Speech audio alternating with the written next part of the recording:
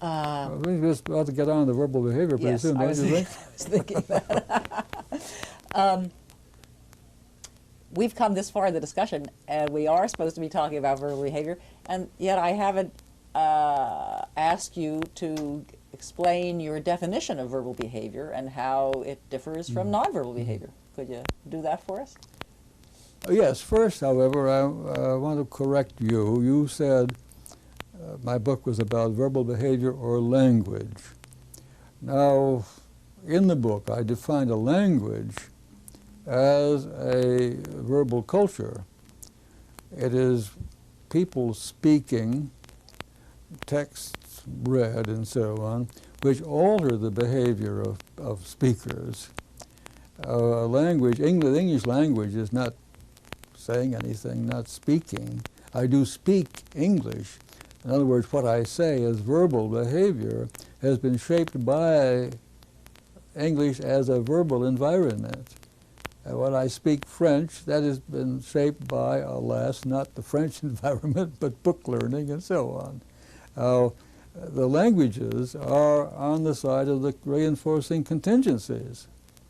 And when you study language, you study current practices in the verbal community, which is not speaking at all, but reinforcing speaking.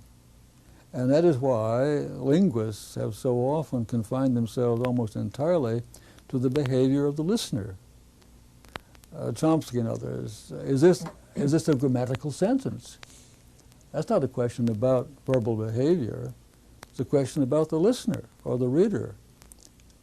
Is a listener or reader responding effectively to that particular verbal pattern? And so they begin to analyze the structure of the language, and as is structuralism of the worst kind. Now, meanwhile, someone has had to be speaking, and that is the product of what listeners have done over years of contact with the speaker. The verbal behavior is behavior. Language is the word for a verbal environment, and it is studied as such, and has always been studied as such by linguists. All the languages in the world, that doesn't mean all of the verbal behavior that's been going on. It means these are the cultures which have shaped different kinds of verbal behavior. Now, verbal behavior is what I'm doing right now.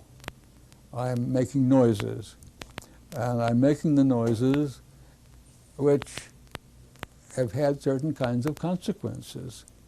The first time I said Dada, my father was in ecstasy, I dare say. Oh, he called me Dada. And so I was hugged and given all sorts of goodies and so on. And ever since, I went on calling him Dada or Daddy. Actually, it was Papa, but it doesn't matter. But anyway, it's not quite so easy for a child to say Papa, apparently. But anyway, my whole repertoire has been shaped by the kinds of consequences that have followed.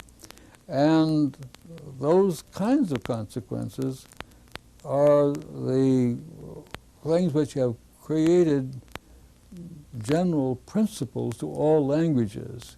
The fact that there are universals is made a great deal of, that all languages have certain common features. Of course they have, because there are common reasons why people have reinforced my behaviors in these various ways. And there are, in all languages, there are questions. What did you say? Or what is that? In all languages, there are negations. No, not that. In all languages, there are things talked about, there are actions talked about, and so on and so on. These are the universals because they are the universals of the contingencies of reinforcement responsible for verbal behavior, not any one particular set, such as Greek or Latin or French or English. What's the definition then of verbal behavior? Well, verbal behavior is behavior which differs from nonverbal behavior in the nature of its reinforcement. If I touch that glass and pick it up, I've got a glass in my hand. and I could have done that if there had been glasses before the species ever acquired verbal behavior. If I say, hand me that glass, please, and someone hands it to me, my response, hand me that glass, was reinforced by someone else. Now that reaching and picking that up shapes some very specific muscles in my hand and related to some strict stimuli from the glass to my eyes and so on. Nothing of that sort is involved if I say, hand me the glass, please. So my verbal behavior is going to be very different. It's shaping my muscles here in different patterns, but only in ways which have produced certain consequences in a quite different way. So the behavior shaped by contingencies of reinforcement like that as one kind of thing. The behavior of vocal behavior shaped by consequences will be very different. And that is why my book simply traces all of the differences between verbal behavior and nonverbal behavior which come from that distinction. From the fact that the reinforcers are mediated. Somebody else must be, no solitary person ever began to talk. Mm-hmm. Is the behavior of the listener verbal then? I would say no, except when you are speaking along with the speaker, and we do that a great deal. If we hear people sing the Star Spangled Banner before a ball game, we're probably saying it along with what we're hearing, mm-hmm. if we are very loyal people. And when we read a poem we know very well, we are saying it along with the speaker. Even though he may be dead for several hundred years, he said it, and in reading it, you are saying it. You're not just responding to it.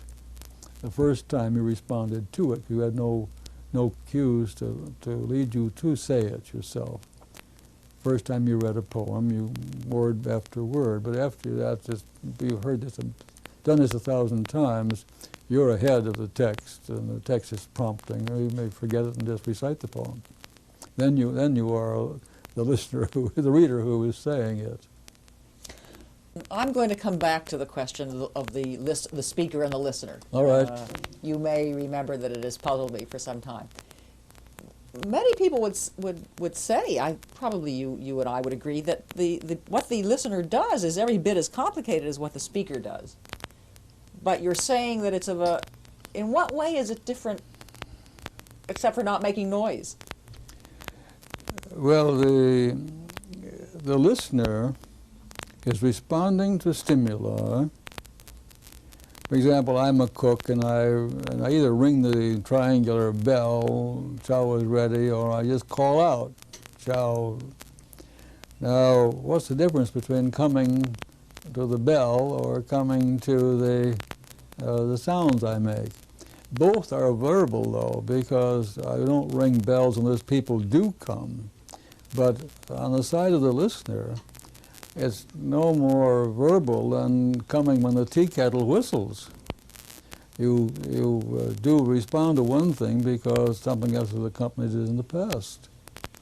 And I don't see I don't see listeners doing things that they don't do to nonverbal environments.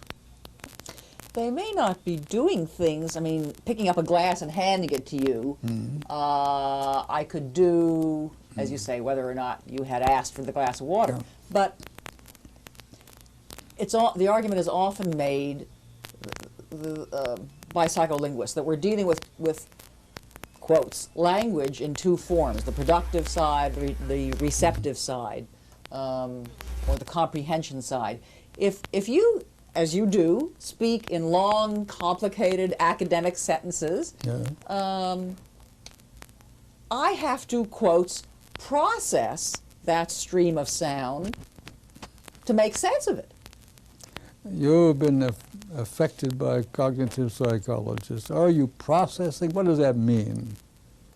Are you grinding wheat? Are you distilling oil? What is this process?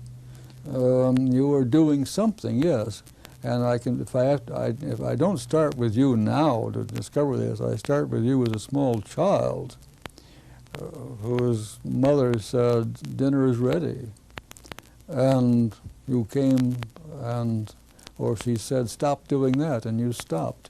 You learn to do, you learn to stop doing in response to stimuli, which would be just as much as not touching something if it's hot, or picking something up when it looks appetizing, and so on. You are responding to stimuli in terms of what has happened to you when you responded to them in the past. And that's not verbal behavior. It happens to be verbal stimuli because they were produced by a speaker, but that doesn't make any difference in what you're doing, in the nature of what you're doing. Well then, whether we call it verbal or not, let's confine the term verbal to that which the speaker Well, does. I think the speaker is very, for the listener is very important. Yeah. I have a paper that I gave at the Hubble last year on the behavior of the listener. I think it needs to be looked at very closely, and I may have neglected it a bit in my book, but I was talking about verbal behavior, which is the behavior of the speaker. I was assuming the kinds of consequences that shape that behavior. We haven't yet come to talking about a new field of research that has risen in the last couple of decades on the verbal capacities of non-human species. Yes. You and your associates taught a small bit of verbal behavior to two pigeons. Irene Pepperberg is teaching verbal skills to a parrot. Louis Herman to dolphins. Ron Schusterman to sea lions.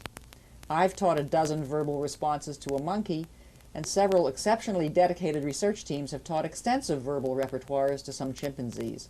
What do you think of this work? Can it teach us anything basic about verbal behavior, or do you think it's just a demonstration of our animal training skills? Well, I have always supposed that other species can engage in verbal behavior.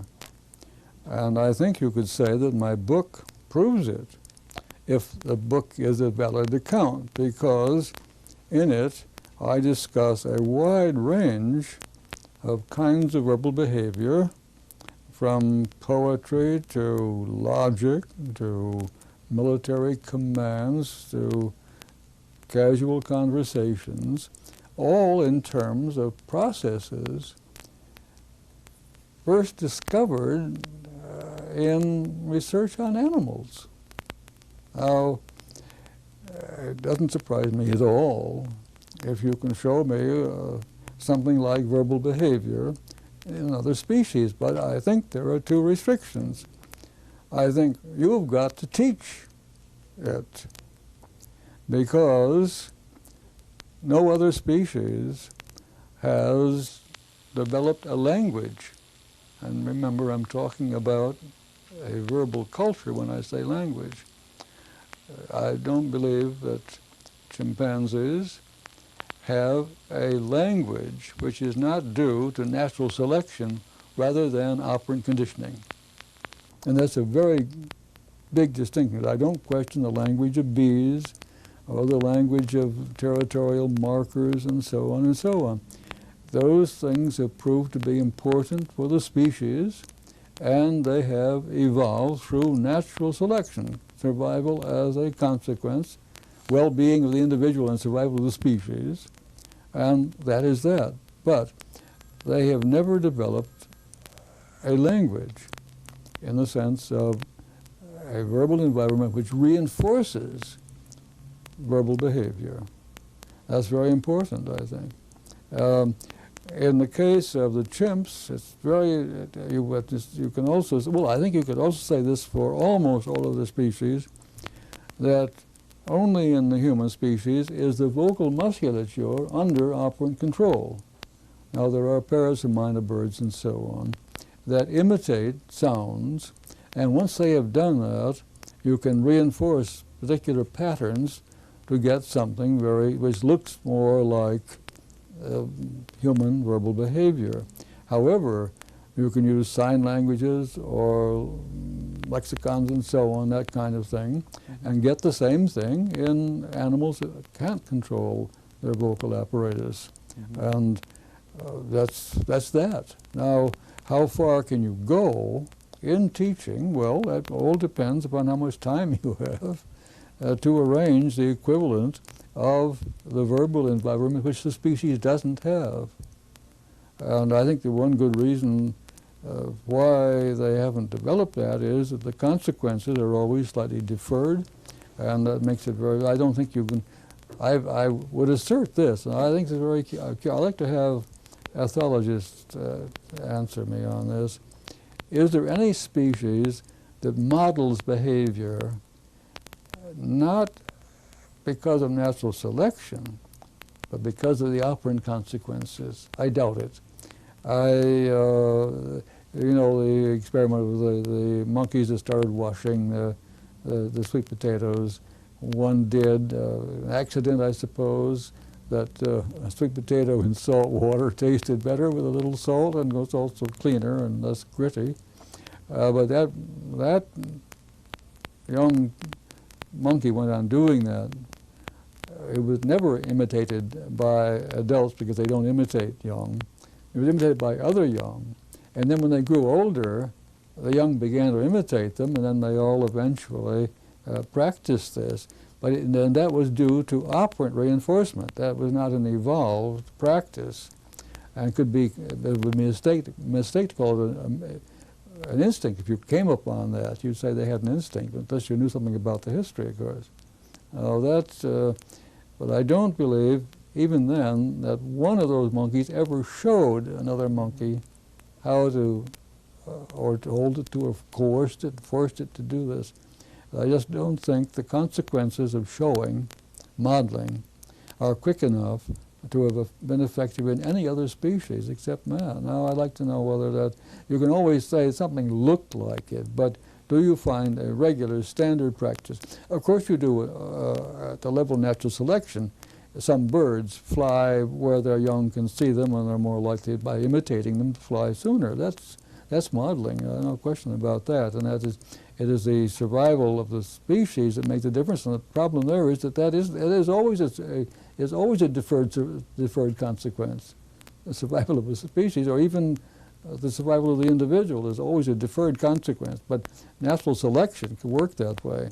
But deferred consequences cannot work on operant conditioning. I don't think animals model behavior, and I don't think they talk to each other unless someone has constructed very specific contingencies of reinforcement. And that's, of course, what these people working with chimpanzees do. I want to pursue deferred consequences. You didn't intend to say that deferred consequences cannot work in the human case, can you? I mean, a verbal organism can be controlled by deferred consequences. But because of the verbal behavior, you see. I don't believe, I have a big conflict here with my colleague, Richard Herrnstein. I don't believe that net gain ever explains behavior. Net gain, how you come out in the long run, is a product of certain contingencies of reinforcement which are immediate. And there are very good reasons why those immediate consequences have evolved, because they have, in general, produced a net gain for the culture. Net gains are cultural consequences which work only through mediation. If you do this, this will happen. Okay, then I do it, because I have learned in response to those if-then statements to do, because consequences have followed when I have done. But without the verbal mediation, I don't think any human being is modified by what happens an hour later, let alone a month later, or at the end of his life. I just don't think it happens. I can't imagine how it could have evolved to happen that way. I think the ongoing behavior has got to be somehow still ongoing to have the reinforcement effective. And my work with rats, 3 or 4 seconds begins to damage the whole thing very much. And even then, it may very well be that there are conditioned mediators. Forster and I got a pigeon to do something where something happened 50 minutes later, but we had to move up second by second to get that. And you do this now because the condition that follows was something you could do something in, and so on and so on. You learn to do something because it produces a condition under which something will happen in the future. And then you have to stretch that period of time out very slowly in the process we call shaping. Shaping and chaining, you're talking Yes, about. right. Yes.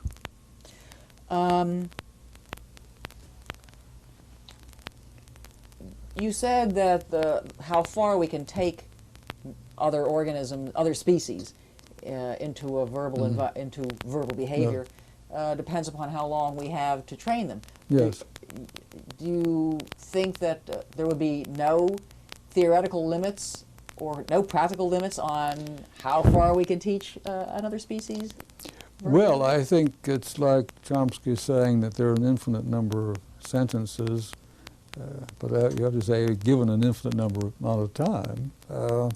And I can't say on this, but I would make some estimates. There was someone a long time ago who taught dogs to do things in response to verbal instructions, and claimed something of the order of 100 or more responses. The dog's a listener, though, remember, in that case, not a speaker. Now, you can get, if you can get different kinds of responses, which are really distinguishable, and of course one of the great advantages of verbal behavior is the patterning that makes possible thousands of responses in a very small size. If you can get several of those, you can get a pigeon, someone has done this recently, you get a pigeon to stand on one foot or to flip one wing and so on. These are words. You stand on one foot for something, you flip your wing for something else, you nod your head for something else, and so on. It can be done. That's the sign language of the pigeon. You can build up a reasonable repertoire, but you very soon run into trouble. How many different responses have you got? And I'm sure that the sign language is a problem too there, because there's a point at which they're no longer distinguishable functionally. And they tend to be, even in the human sign language, they tend to be rather sketchy kinds of things. But if you could, it is a question of how many different topographies of response are available, and how much time have you to bring them under the control of, one, different consequences, to ask for different things, two, different settings in which they are reinforced, tacting in the terms of my book. That is, you say this when the color is red, you say that when the color is blue, you say that when the color is green, and so on. Do you know the names of the colors? Well, you build up. You have, maybe by the time you get to 12 or 13, you're getting very close on the colors, and they won't have the fancy names like mauve and whatnot. But you could go quite a long way, and I don't see any reasonable limit there, except your limit, or the limit of some apparatus you can make to do this more precisely. You could have, if the pigeon is pecking the names of things, I've done it with four colors. You turn it on, the pigeon pecks red or whatever the color is. It does it very well. And you could, if you had a much bigger array, as it can be done with chimps and so on, you can get naming of a large number of things or properties of things. You can get Mands asking for things, naming for things, and you can get repetition. You do it and the organism does it. This is what happens when you teach someone how to say something. Say uncle, and you say uncle. And that can be that echoic behavior. You can build that up. I doubt very much whether you can get what I call intraverbal behavior. After you have spoken many words and read many things and so on, there are certain tendencies for the topographies to be together. If you are in a situation in which you may say house, you may very well say home too. So if I ask you to respond to me without repeating what I say, and I say house, you say home, and people almost invariably do that. There are standard things, colors, red, and so on. This is due to the frequency of contiguity, how often they have been together in a large repertoire. Well, you'd have to have a very large repertoire with a chimp before you got that. You could teach it to say house when you say home, but that's not intraverbal. That's just general. It's a response that has been set up by specific contingencies. Intraverbals are something which come about through generalized contingencies of a very large, very great variety. And when you get beyond that to what I call the autoclitics and so on, I see no hope of building that up.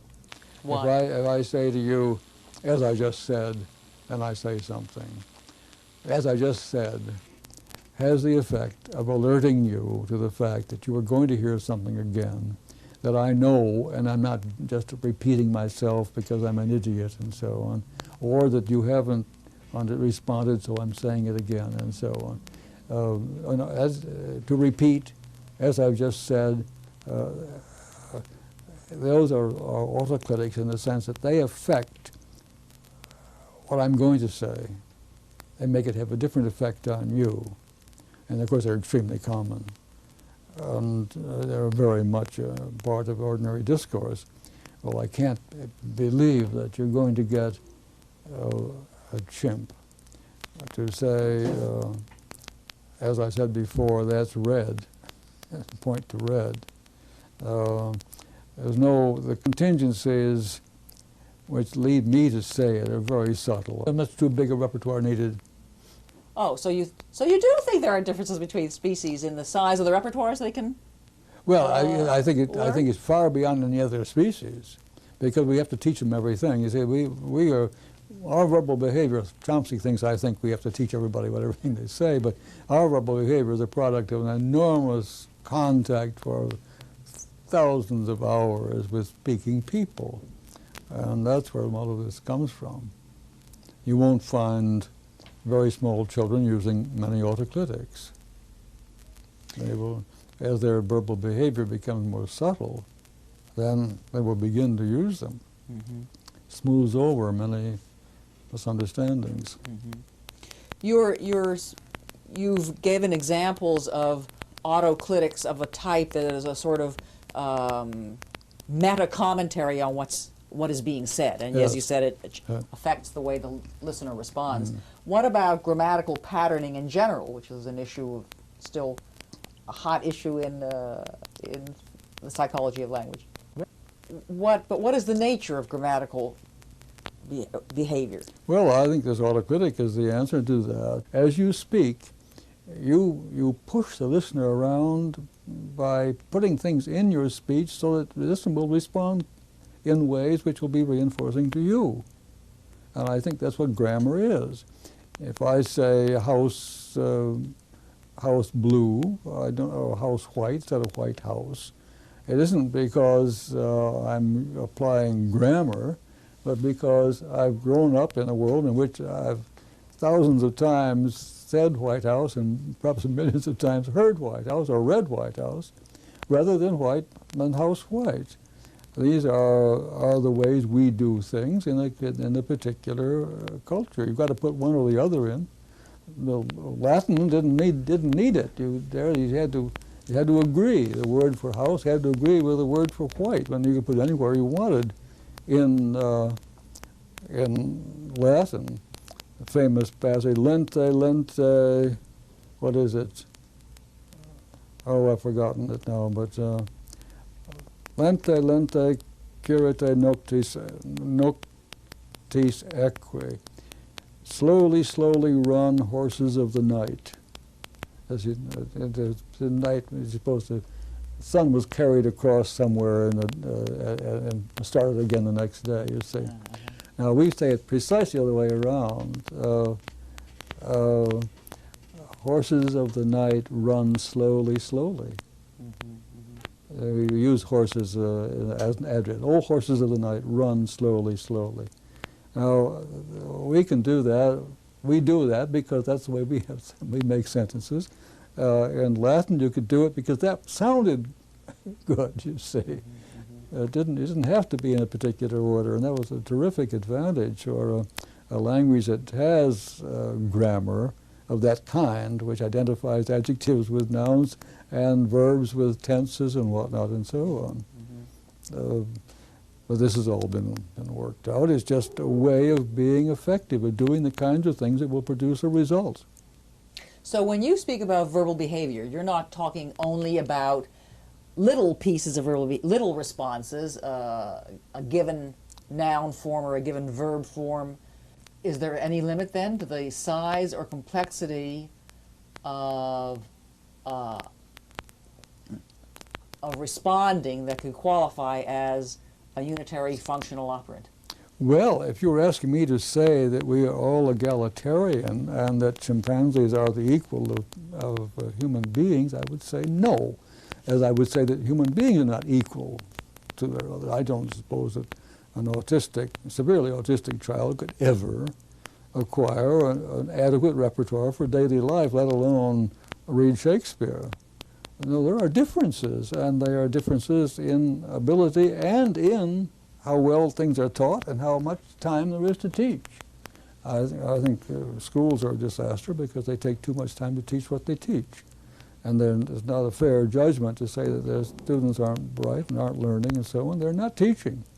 And they can be taught faster, and we could all not only learn to read very much faster than we do, but enjoy reading rather than struggle to read a want ad. If you do that, you can graduate from a New York high school. What do you think are critical areas for research on verbal behavior in the future? What should we be working on and focusing on? Well, of course, I never thought anything would be on verbal behavior as such. It would be on the processes, the basic processes which produce verbal behavior. And I think it's what is being done now, and there's a special interest group that is publishing a journal on verbal behavior as I define it, more or less. I think that's all very, very good, and it will be certainly, it will certainly deal with how verbal responses affect other verbal responses or non-verbal behavior. And I think that's very important, how children acquire behavior, either as a developmentalist ought to be doing it by how it turns up in an ordinary daily life environment, or how fast it could be taught by designing more effective contingencies of reinforcement. That's essentially what I've done with these centers which teach reading much faster, about twice as fast as classrooms can teach it. That's producing verbal behavior of a kind, textual behavior. No question that can be done. And it ought to be done in our schools because we are not teaching reading well enough to make it possible for them to learn much else. I think we run out. I think we run out too. Thank you very much. It's been a very enjoyable discussion. Oh, that's for me too. I know that our thank students you. and other people are going to enjoy Thank sharing you. I this. hope they do. Thank you. Okay. Obviously. Okay.